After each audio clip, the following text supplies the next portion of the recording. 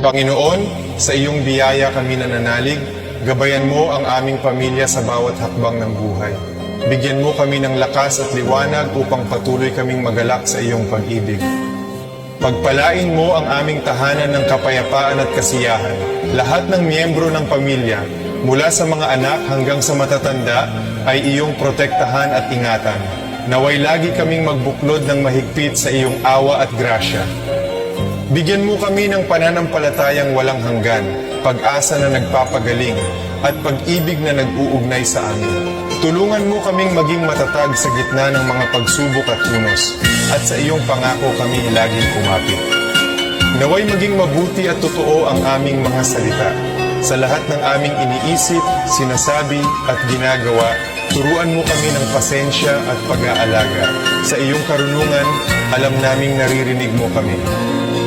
Salamat Panginoon para sa aming mahal na pamilya. Salamat sa iyong presensya na laging kasama namin.